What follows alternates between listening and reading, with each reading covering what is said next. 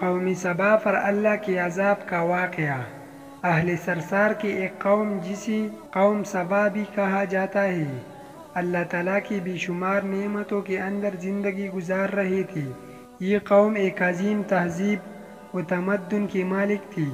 حضرت داؤد علیہ السلام اور حضرت سلیمان علیہ السلام کی باعظمت حکومتوں کے بعد ان کی حکومت زبان زد خاص و عام تھی۔ کہا جاتا ہے کہ یہ لوگ گندم کے مغز سے آٹا پس کر روٹیاں پکاتی تھی، لیکن اس کے برعکس وہ اس قدر اسراف کرنے والے اور ناشکری تھی کہ انہی روٹیوں کے ساتھ بچوں کا پاخانہ صاف کرتی تھی۔ بعد ازاں ان آلودہ روٹیوں کو اکٹھا کرنے سے ایک پہاڑ بن گیا تھا۔ پھر ایک صالح شخص نے وہاں سے گزرتی ہوئی ایک عورت کو دیکھا جو روٹی کے ساتھ بچے کے پاخانے کے مقام کو صاف کر رہی تھی۔ اس شخص نے عورت سے کہا، تیرے اوپر افسوس، خدا سے ڈر، کہیں ایسا نہ ہو کہ خدا تیرے اوپر اپنا غضب ڈالے اور تجھ سے اپنی نعمت چھین لی۔ اس عورت نے جواب میں مذاق اڑایا اور مغرورانہ انداز میں کہا، جاؤ جاؤ، گویا کہ مجھے بھوک سے ڈرا رہی ہو۔ جب تک سرسار جاری ہے مجھے بھوک سے کسی قسم کا کوئی خوف نہیں ہے۔ کوئی زیادہ عرصہ نہیں گزرا نہ تھا کہ اللہ تعالیٰ نے ان لوگوں پر اپنا غضب ڈالا۔ پانی جو کہ زندگی کی بنیاد ہے ان لوگوں سے چھین لیا، یہاں تک کہ قحط نازل ہوا۔ بات یہاں تک پہنچ گئی کہ ان کی ذخیرہ کی ہوئی تمام غذا ختم ہو گئی۔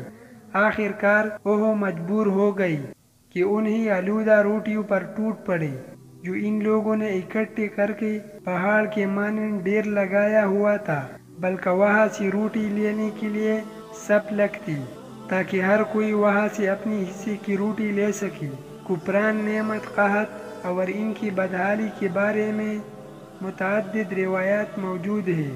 سورہ نحل کی آیات نمبر 112 اور 113 میں یوں ارشاد ہوتا ہے، اور اللہ نے اس بستی کی بھی مثال بیان کی ہے جو محفوظ اور مطمئن تھی۔ اس کا رزق ہر طرف سے باقاعدہ آ رہا تھا، لیکن اس بستی کے رہنے والوں نے اللہ کی نعمتوں کا انکار کیا تو خدا نے انہیں بھوک اور پیاس کا مزہ چکھایا، صرف ان کی ان اعمال کی بنا پر کہ جو وہ انجام دے رہی تھی۔ اور یقیناً ان کے پاس رسول آیا تو ان لوگوں نے ان کو جھٹلایا، تو پھر ان تک عذاب آ پہنچا کہ یہ سب ظلم کرنے والے تھے۔ اسی قوم سبا کے بارے میں ایک اور واقعہ بیان ہوتا ہے کہ ان لوگوں نے اپنی زراعت کو بہتر طور پر کاشت کرنے کے لیے پانی ذخیرہ کرنے کی خاطر بلق کے دو پہاڑوں کے درمیان ایک بہت بڑا بند معرب تعمیر کیا ہوا تھا۔ سوراخ اور دوسرے پہاڑوں سے گزرا ہوا پانی اس بند میں آ کر وافر مقدار میں جمع ہو جاتا تھا۔ قوم سبا نے اس پانی سے صحیح طور پر استفادہ کرتے ہوئے وسیع و عریض اور بہت سی خوبصورت باغات لگائی اور کھیتی باڑی کو رونق بخشی۔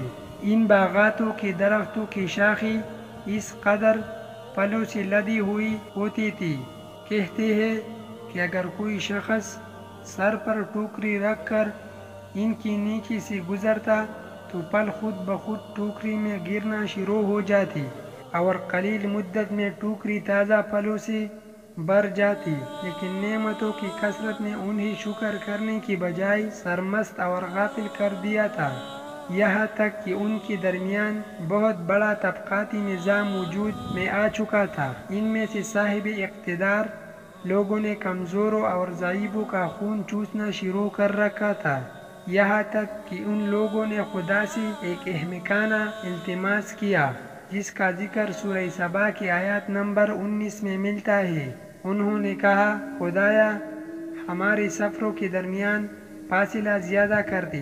انہوں نے اللہ تعالیٰ سے یہ التماس اس لیے کیا تاکہ غریبوں، بے نواح لوگوں، عمرہ اور ثروت مند ان کے ہمراہ سفر نہ کریں۔ ان کی خواہش یہ تھی کہ آبادیوں کے درمیان خشکی ہو اور فاصلہ بہت زیادہ ہو تاکہ تہی دست اور کم آمدنی والے لوگ ان کی طرح سفر نہ کر سکیں۔ اللہ تعالیٰ نے ان مغرور پیٹ کی پجاریوں پر اپنا غضب نازل کیا۔ بعض روایاتوں کے مطابق ان مغرور لوگوں کی آنکھوں سے دور صحرائی چوہوں نے مورب نامی بن کی دیواروں پر حملہ کر کے انہیں اندر سے کھوکھلا کر دیا۔ ادھر سے بارشیں زیادہ ہوئی جن کی وجہ سے سیلاب آ گیا اور اس بن میں پانی بہت زیادہ اکٹھا ہو گیا۔ اچانک بن کی دیواریں ٹوٹی، اس سے ایک بہت بڑا سیلاب آیا جس میں تمام دیہات، آبادیاں، مال مویشی، باغات، کھیتیاں، ان کی محل اور گھر پانی میں غرق ہو کر نابود ہو گئی۔ ان کے باغات اور زراعت میں سے صرف بیری کے درخت اور کچھ جھاڑیاں بچی تھی۔ خوش الحان پرندے وہاں سے کوچ کر گئی تھی۔ جب کالو اور کوہو نے قوم سبا کے کھنڈرات میں اپنے گھونسلے بنا تھی۔ اس بات کا ذکر سورہ سبا کی آیات نمبر 15 اور 16 میں ملتا ہے، اور آخر میں سورہ سبا کی آیات نمبر 17 میں قرآن کریم میں اس کا واقعہ یوں نتیجہ نکالا ہے: یہ ہم نے ان کی ناشکری کی سزا دی ہے اور ہم ناشکری کے علاوہ کسی کو سزا نہیں دیتے ہیں۔ وظننت أنا أني بذلك حزت غنى فوجدت أني خاسر فتلك مظاهر